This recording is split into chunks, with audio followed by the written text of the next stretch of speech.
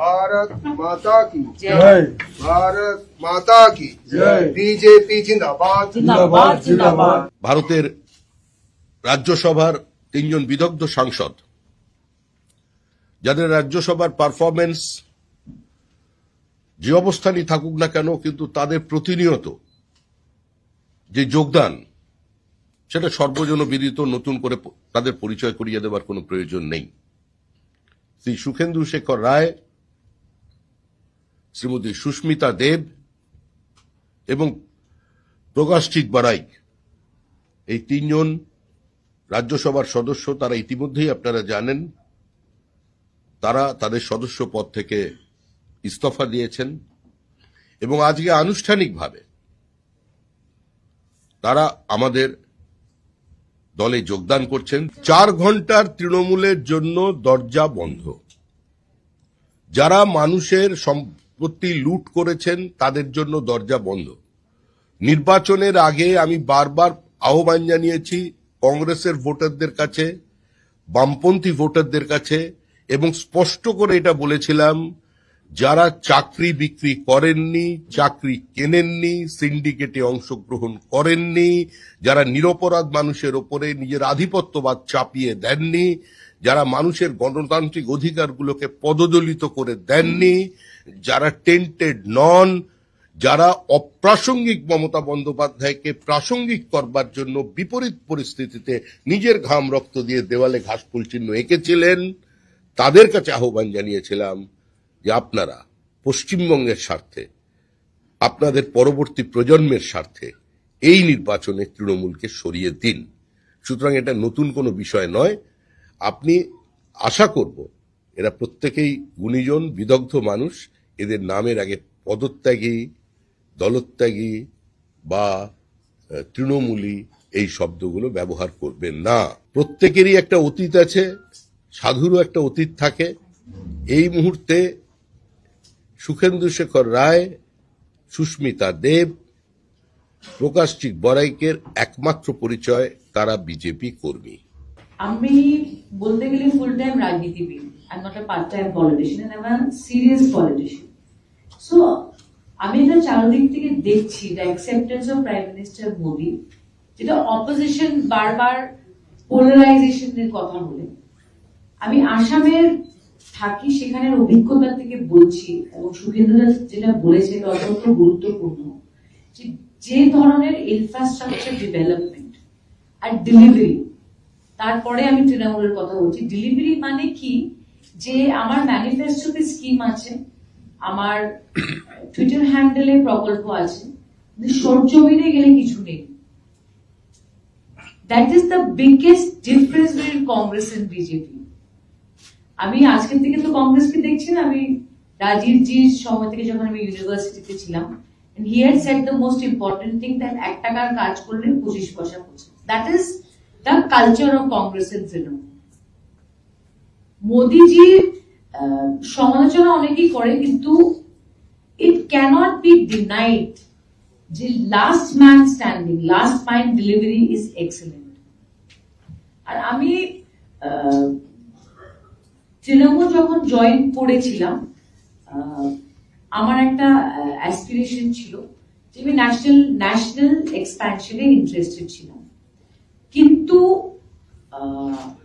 আমার মনে হয় না যে ধরনের ন্যাশনাল এক্সপ্যানশন বা অ্যাসপিরেশন বা অ্যাকসেপ্টেন্স প্রাইম মিনিস্টার মোদির আছে, এরকম দ্বিতীয় কোনো নেতা আজকে এই দেশে নেই। It is a fact. আর আমি কোনোদিনই বেশি নেগেটিভ কথা বলি না, কিন্তু আমার খুব দুঃখ হয়েছে, কারণ আমরা ছোটবেলা থেকে দিদিকে সুতির শাড়ির হাওয়াই চপ্পলে দেখেছি, ইউ নো মাই ব্যাকগ্রাউন্ড। কিন্তু আমি এই ধরনের কারাপশন যে হতে পারে, এটা আমি বেঙ্গলে এসে কাছের থেকে দেখেছি। It is unbelievable. আমার যে ব্যাকগ্রাউন্ড, আমরা রাজনীতিতে দেশ সেবার জন্য এসেছি। আজকে যদি আমি রাজনীতি ছেড়েও দিই, I have no problem, I can put food on my table. But I'm sorry to say, the kind of corruption at the grassroots level, আর এটার আপনারা বলতে পারেন আজকে আমি বিজেপিতে এসেছি বলে তৃণমূলের ব্যাপারে এটা বলছি, কিন্তু আমি তো আসামে থাকি। আজকে শ্রমিকদা ডেকেছেন বলে আমি এখানে জয়েনিংটা করেছি। আমি যখন তৃণমূলের প্রত্যেকটা ফ্যাকশনের কথা শুনি, প্রত্যেকটা ফ্যাকশনই বলে দিচ্ছে যে তৃণমূল ইজ কারাপ্ট। শুদ্ধিকরণ মানে কি আমরা অশুদ্ধ। একজন বলছে আপনারা রেপিস্টকে টিকিট দিয়েছেন, কে দিয়েছে টিকিটটা? আর লোকসভাতে যে ফ্যাকশনটা গেছে বলছে আমরা তৃণমূলের সিম্বল আর চাই না, কারণ এই সিম্বল মানে কারাপশন। ফ্যাকশন চারটা আজকে হতে পারে তৃণমূলে, কিন্তু এই চারটে ফ্যাকশনের মধ্যে একটা কনসেনসাস আছে যে তৃণমূলের আমলে their tenure there has been corruption and cannot be denied, and Shubhendu da is absolutely right. আমি আপনাদের মানে আহ্বান জানাচ্ছি একবার আসামে এসে দেখবেন the kind of development BJP has done under the prime ministership of Narendra Modi ji. আপনারা শুধু শুভেন্দু বাবুকে, মাননীয় মুখ্যমন্ত্রীকে আর যারা বিজেপি এমএলএ রা আছেন, আমি শুধু আপনাদের বলছি give them 2 years before 29. আপনারা দেখবেন পশ্চিমবঙ্গের চেহারা ভারতীয় জনতা পার্টি বদলে দেবে, এটা কেউ অস্বীকার করতে পারবে না। So there are various reasons. আপনার মূল প্রশ্নের উত্তরটা আমি দিলাম, that development is everything. Development is everything, and আমরা যে রাজনীতিতে আছি it is for development of the country. And আমার সমালোচকরা বলতে পারে আমার অনেক নেগেটিভ আছে, কিন্তু কেউ বলতে পারবে না যে আমি কারাপশনের পাশে কোনোদিন দাঁড়িয়েছিলাম। I will not stand for corruption.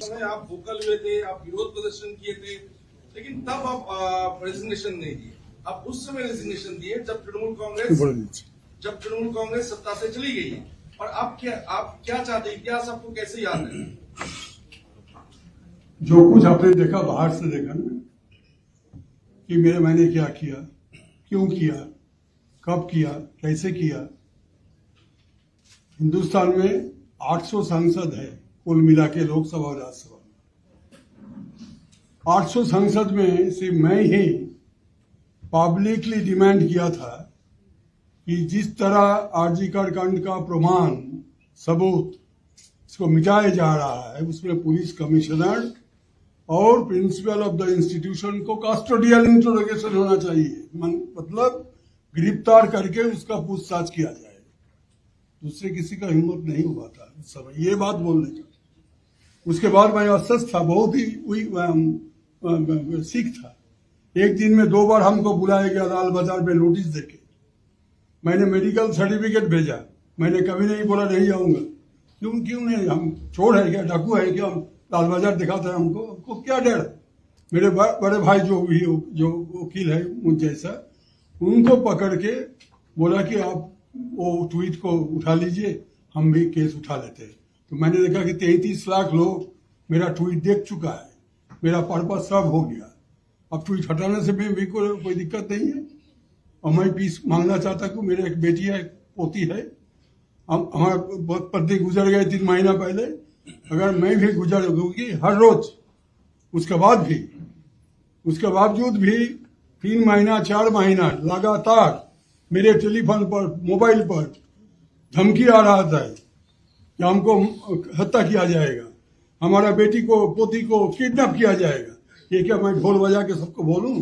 और किसके पास जाऊं? उस पुलिस के पास जो पुलिस एक दिन में हमको 2 बार सामन किया था लाल बाजार में। वो विचार देगा, हमको प्रोटेक्ट करेगा?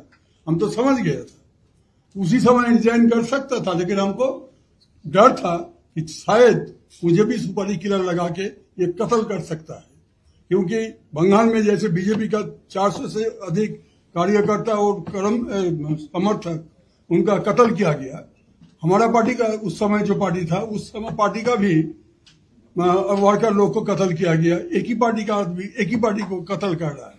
ये वातावरण था, एक भय और संतरास का वातावरण।